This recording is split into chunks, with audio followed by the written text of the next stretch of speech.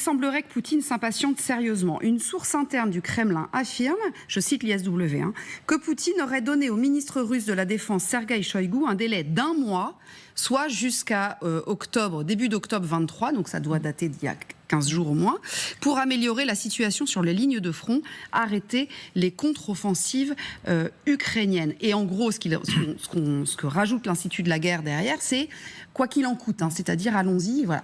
Feuille de route pour Shoïgu, mettre un point final à la contre-offensive ukrainienne en quelques jours. C'est peine perdue, ou alors il faut sortir 250 avions et hélicos et... Non, il n'a sans doute pas les réserves pour opérer cela. Alors il faut déjà remarquer que la rumeur que Shoïgu avait eu 1 mois pour contre-attaquer ou du moins progresser nettement avait déjà été lancée en mars. Ah oui. Donc visiblement ce genre d'ultimatum peut passer sans conséquence, mais à la limite si Poutine se débarrassait de Shoïgu qui ne fait pas preuve d'une compétence extraordinaire, ça serait une mauvaise nouvelle pour les Ukrainiens peut-être, tout dépend de son remplaçant, mais c'est vrai qu'on voit mal les réserves disponibles pour contre-attaquer, et autant une contre-attaque très au nord du dispositif, et c'est ce que font les Russes d'ailleurs depuis plusieurs semaines, et ils grignotent un peu, donc ça a du sens pour fixer des troupes ukrainiennes. En revanche, des contre-attaques là vers Verbovier n'ont pas énormément de sens, puisqu'ils ont plutôt intérêt à faire le dos rond et à rester cramponnés dans leur ligne de défense, sachant que s'ils cèdent cette deuxième ligne, alors là il y a un problème, c'est qu'il n'en reste plus qu'une. C'est la troisième. Et où entre la deuxième et la troisième, il semblerait qu'il n'y ait pas beaucoup de mines, ne serait-ce que pour permettre aux troupes russes de se replier sans souci. Donc, s'ils perdent la deuxième, ça va commencer à être un peu compliqué pour eux, parce que la troisième est réputée moins solide. Donc, c'est là que ça se joue en ce moment. Comment est-ce que vous analysez, Yves Bourdillon, le fait que cette information sorte? Alors, je précise que c'est une source interne au Kremlin, d'après l'ISW. Alors les SW est généralement très bien renseignés, mais parfois ils prennent un peu leur désir pour des réalités. Enfin, ils sont un tout petit peu optimistes pour l'Ukraine, et il faut reconnaître que la source, qui est peut-être très bonne, les sources russes sont très diverses. Donc il y a des milli-blogueurs qui disent que c'est la catastrophe, d'autres qui disent au contraire on tient bon. Donc il faudrait voir, mais elle est crédible que Shoïgu est un ultimatum d'un mois. La question c'est, il n'a pas les moyens en réserve pour contre-attaquer. De toute façon, les Russes ne savent pas attaquer. C'est-à-dire que la dernière bataille qu'ils ont menée, c'était le 25 juin 2022, où ils ont gagné à j'ai oublié le nom de la ville. Enfin bon. Mariupol. Oui, après Mariupol. Oui, après Mariupol, Severodonetsk, voilà, oui, ça y est, Severodonetsk, mais sinon, ils ont réussi à prendre Barmout au prix de pertes énormes. Mais en attaque, en ce moment, depuis 1 an, c'est compliqué.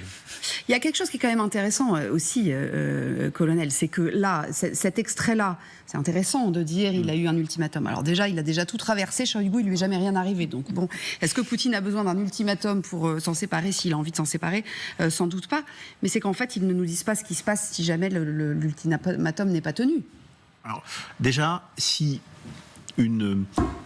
un ordre de ce type-là est sorti, ça veut dire que c'est de la communication. Ah oui? Oui, c'est de la communication. Sinon, ça sort pas.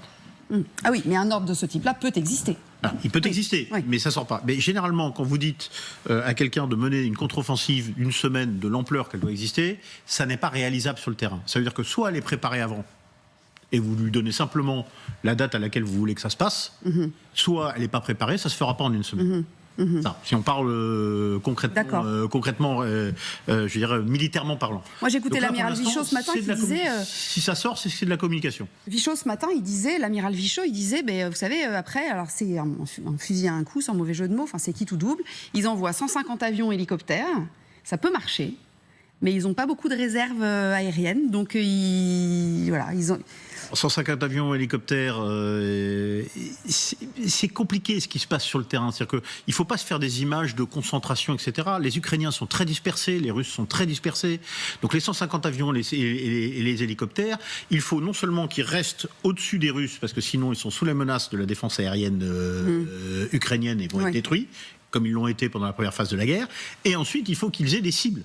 Or, quand vous avez quelqu'un qui est complètement dispersé sur le terrain, pour indiquer une cible à un avion qui vole très vite, c'est compliqué. Donc je ne suis pas sûr que ce soit vraiment le sujet. Ce que font les Ukrainiens, c'est que là, ils sont en train d'élargir leur conquête de la première ligne. Vous aviez Robotiné et Verdonnier. Verbové. Et pile sur la même ligne, parce que s'ils restent étroitement, ils n'arriveront plus à avancer, donc ils sont obligés d'élargir. Donc ils élargissent, et puis après, ils vont attaquer la deuxième ligne derrière. Et effectivement, on peut demander, vous voyez, Verbaudet et Robotinier, donc on élargit, très parlant, là. et après, à partir de ce moment-là, on peut rentrer et continuer à travailler. Et ils vont arriver sur la ligne suivante, qui est Tokmak, qui est une ligne qui a été renforcée par les parachutistes dernièrement. Bon, il y a encore une ligne à venir derrière. Les contre-attaques russes, si on veut qu'elles soient d'ampleur, il faut du temps pour les monter, il faut du temps pour rassembler les munitions, il faut du temps pour rassembler les troupes, etc. D'où la critique qu'il y a eu dans le reportage qui a été fait tout à l'heure sur des contre-attaques inconsidérées permanentes, parce que ça veut dire que c'est des contre-attaques de petits échelons, oui, c'est ça, qui sont lieux sur le terrain quand on sent qu'il y a une opportunité. Alors il y a une précision d'ailleurs, vous l'avez lu évidemment, Catherine, dans l'ISW, l'affirmation de la source, si elle est vraie, donc le fait qu'il ait donné un ultimatum d'1 mois, pourrait indiquer que le commandement militaire russe pourrait ordonner des contre-attaques incessantes dans l'espoir de forcer la contre-offensive ukrainienne à reculer, même au prix d'un coût élevé pour les capacités militaires russes. Est-ce que ça veut dire qu'il faut s'attendre effectivement à une nouvelle phase de carnage ? Si c'est vrai, effectivement, si ça se confirme, la source là, de l'ISW, ça veut dire qu'il va sûrement y avoir effectivement un coût très élevé en termes humains et de matériel. En même temps, c'est quand même étonnant que ça se déroule maintenant, cet ultimatum, parce qu'on sait que dans quelques jours, quelques semaines, ça va être l'automne. Ça va être très difficile de pouvoir circuler en Ukraine. Donc, à la limite, les Russes, pour l'instant, ils ont plutôt intérêt à faire le dos rond, comme disait notre confrère, et à attendre que les Ukrainiens soient eux-mêmes entravés dans leur progression pour s'avancer vers les territoires conquis par les Russes. Ils ont plus à parier là-dessus, sachant qu'effectivement, en termes de contre-offensive, pour l'instant, ils ne nous ont pas fait la preuve qu'ils étaient particulièrement brillants.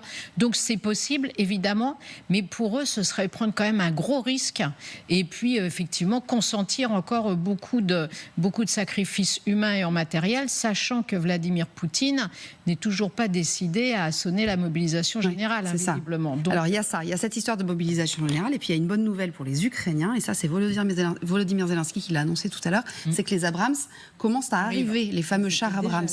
Oui, ils sont déjà là. Un peu plus. Il confirme que qu'il y a des Abrams sur le territoire ukrainien. Ah oui, mais bon. Oui, non, ce que je veux dire, c'est qu'entre le moment où ils ont été annoncés de façon confirmée, y compris par les Américains, en réalité, ils étaient déjà sur place. Voilà, il n'y a pas la phase d'attente. Vous savez, on donne les informations officielles. Donc on vérifie ce qu'on dit. Voilà. En tout cas, c'était le message. Les Abrams sont déjà en Ukraine et se préparent à renforcer nos brigades, dit Zelensky aujourd'hui sur Telegram.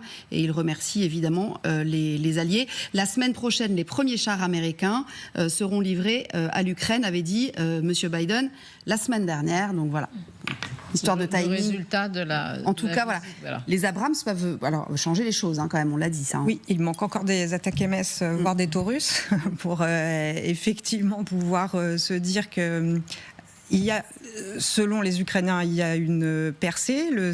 Ça avance, c'est difficile, ça n'aura échappé à personne. Et la question, c'est le rythme d'avancée. Mais je voulais, par rapport à Bakhmout, par rapport à Verbaudet, etc., par rapport à l'ultimatum à Shoigu, il y a quand même aussi quelque chose qui ressemble à la recherche de posture et de bouc émissariat habituel. Parce que Poutine, il faut quand même qu'il dise quelque chose ces jours-ci. Parce qu'entre la Crimée, entre le FSB à Koursk, etc., il faut quand même qu'il montre que quand même tout va bien, que tout est sous contrôle et que tout se déroule selon le plan. Donc il y a ça aussi à entendre. Le chef n'est pas content. On va voir ce qu'on va voir, parce que la boucherie, elle a déjà lieu, en fait. De l'intérêt d'ailleurs que d'arrêter les livraisons d'armes au compte-gouttes pour permettre que ça se termine. Et je voulais juste citer un écrivain, Yegorgan, qui avait dit joliment ce n'est pas Poutine qui a assassiné Prigojine, c'est la résistance ukrainienne à Bakhmout. Donc il se pourrait aussi que la résistance ukrainienne dans le sud de l'Ukraine soit responsable éventuellement d'ennuis qui pourraient arriver à Shoigu.